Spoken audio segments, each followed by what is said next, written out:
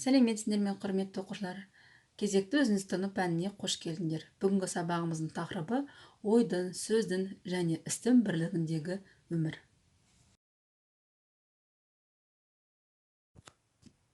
Бес Т ережесін қайталайық.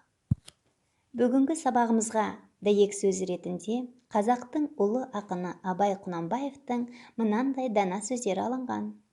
Үш-ақ нәрсе адамның қасиеті: ыстық қайрат, нұрлы ақыл, жылы жүрек.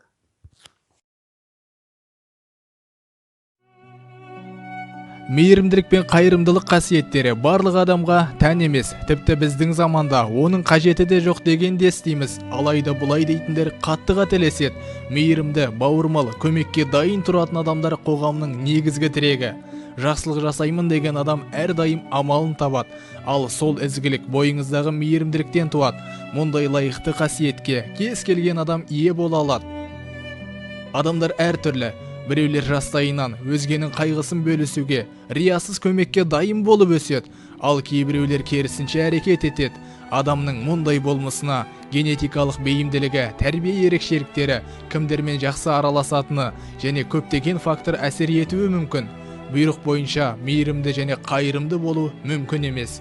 Алайда өсімшілдердің өзі жақсы жаққа өзгеріп, ізгілік жасауға құмар болатын кездер болады. Айналаңызға қараңызшы, сіздің көмегіңізге мұқтаж жандар көп.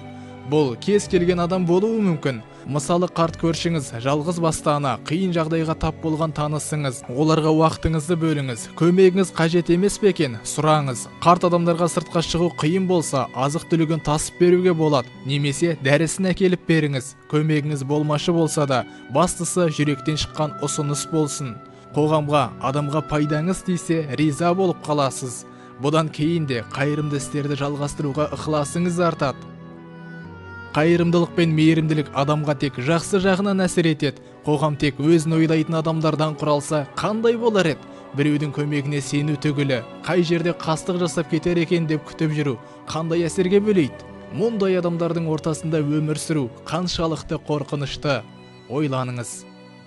Адам өзгенің қайғысына ортақтасу арқылы өз өміріне басқаша қарай бастайды. Құндылықтарын зерделейді.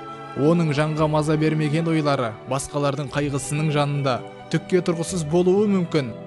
Мейірімді